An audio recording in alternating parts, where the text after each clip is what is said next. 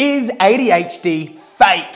Is it just an excuse for naughty kids? Once upon a time, I used to work on a radio station, and I actually said that on my breakfast show out to the people that ADHD was just an excuse for naughty children. And guess what? I got a lot of complaints. That is actually a really touchy and kind of offensive saying. To actually say that ADHD isn't real, it's just kids being naughty, an excuse for kids to be naughty. ADHD is a made-up thing for doctors to start prescribing medication to children. Well, I am going to debunk the myth right now. Yes, ADHD is in fact real. Its origins, however, are up to the medical professionals because a lot of people say that it is a neurodiverse way of thinking and a brain actually wired a certain way. And so many other people are saying that it is trauma related and an actual response to trauma because your brain kind of shuts off and you dysregulate and you pull away from the current situation. That's why you get distracted. Well, that could actually be a symptom of trauma. The medical professionals have not determined exactly what causes ADHD and if you're born with it or if you develop it. Because the symptoms between trauma and ADHD are so similar. My name is Seamus Evans. I have ADHD and I have Tourette syndrome. As you can tell. Ooh, that's a big one. That one just turned up out of nowhere.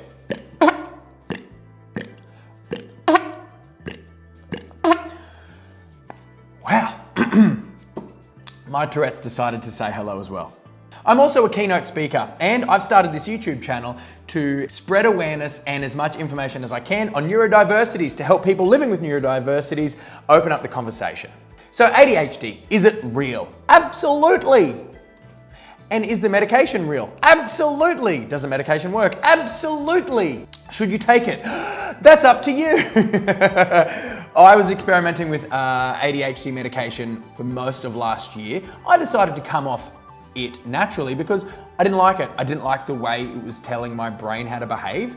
I've been living with my brain for 33 years. I like the way my brain behaves, and I didn't like the way it was kind of chemically changing my brain neural pathways. Now, ADHD is absolutely on a scale. On a lower end, maybe a lot of people can live with it and get by without having any medication. However, it is a scale. Some people on the higher end of the scale cannot get through life without being medicated. It destroys relationships. It destroys careers. It can be absolutely devastating to that individual's life if they're not medicated or if they're not seeing a regular ADHD therapist. My personal belief for a lot of the conditions, I mean, I'm speaking generally here, but for a lot of the conditions with ADHD, a lot of the people out there with ADHD can get by with ADHD therapy instead of being medicated.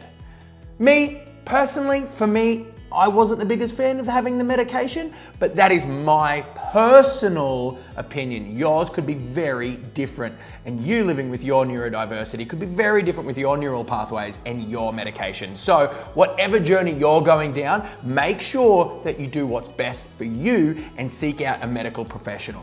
I think why that's such a taboo question of whether ADHD is real or not, because ADHD is invisible, right? And it looks like behavior. A lot of people can confuse it with a child being mischievous or a adult human being living with ADHD being rude because they're cutting you off halfway through someone else's sentences, or their inability to hold down a relationship because their inability to regulate their emotions properly.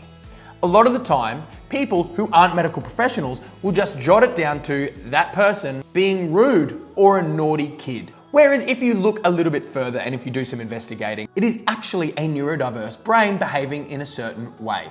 Neurological pathways wired in a certain direction.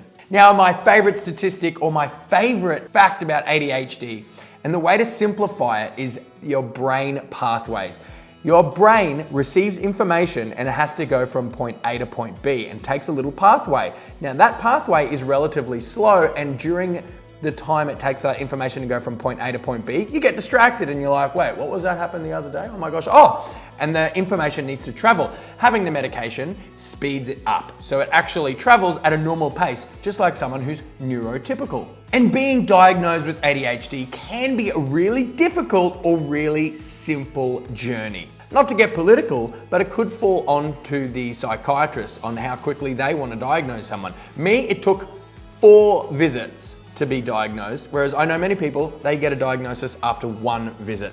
So you could ask my psychiatrist, did they want more money? And my friend's psychiatrist, did they just know what they were doing and able to pick up on it straight away? Who knows? I don't think that's the point. Let's not go down the political pathway because, that's just gonna create a bit of a mess for so many people in the comment section. If you think ADHD is real or fake, I'd love to hear what you think in the comment section. Is it real? Is it fake? Is it political? Is it the medical professionals trying to get more money for the big pharmaceutical companies? Is it legal drug dealing? What do you think it is? Please leave a comment in the comment section. I would love to hear your opinion. Another reason why so many people think it's fake is when people ask, well, why is my child not concentrating? Well, let's face it, who wants to concentrate, right? If you're not interested in that topic, you don't want to concentrate in that class. If you're in a math class and you're not mathematically minded, well, no wonder you're not concentrating. It's boring. I hated doing math. Or if you have no interest in a topic and the teacher is forcing you to read that book and you find it incredibly boring, of course you're not going to naturally concentrate. That's just human nature. And I think people are too quick to jump to the conclusion of neurodiversity or ADHD without actually exploring some of the other symptoms. Now, if you'd like to know some of the other symptoms, check out some of the videos that I've got on my channel. I did one recently, 5 ADHD symptoms that you may not be aware of. A lot of people just assume if you are easily distracted or if you have trouble concentrating, you have ADHD. That's not always the case. Sometimes people are just disinterested in the topic, or they don't like listening to you because you're boring. It's not that they have ADHD, it's just you're not easy to listen to. I definitely do find myself tuning out even in things that I am interested in. Now, I love the idea of hyper-focusing when it comes to ADHD, but sometimes, I can't concentrate. Sometimes my brain goes even when I'm watching a movie that I'm really obsessed with or really interested in, my brain still likes to disappear. And you could definitely argue that that's trauma-based and a response to traumatic childhood. I'm not saying I had a traumatic childhood, I'm just saying people's brains react to trauma differently. And when people hear trauma, they expect the absolute worst. It doesn't have to be something really traumatic to the general population. It could just be a horrible situation that child went through. So if you think that ADHD is fake, here are 3 reasons why it's real. 1, there is a very large medical industry dedicated to this exact neurodiversity, ADHD, and the way the neural pathways work. So many doctors who have medical degrees. There is a very large pharmaceutical industry dedicated to correcting the symptoms of ADHD. Now, if it was fake, it just sounds like a conspiracy theory. Number 2, there are clear MRI scans that show people with ADHD's brain in comparison to people without ADHD have a different looking brain. The actual brain is different to people who don't have ADHD. So absolutely, there has to be some sort of writing on the wall that people with ADHD's brain are completely different to people who don't have ADHD. And there are the MRI scans to prove it. You know how else? Medication has drastically improved the people who live with ADHD. It's drastically improved their life, their quality of life, has improved their relationships that they have, has improved their ability to hold down a job. There is no 2 ways about it. ADHD medication works. It absolutely works. And the people who really require that medication, their life improves because their life was devastated with the symptoms that they weren't able to overcompensate for. And once they introduced the medication into their lives, many aspects of their life improved. There are 3 reasons why I believe ADHD is absolutely real. Now, when I decided to say on that breakfast radio program that ADHD was just an excuse for naughty kids, that was just me poking the fire, stoking the fire, and trying to encourage people to call through. That was just me being a smart ass. And that's something that I've done many times in my radio career. But if you still don't believe me, I would love to hear from you in the comments.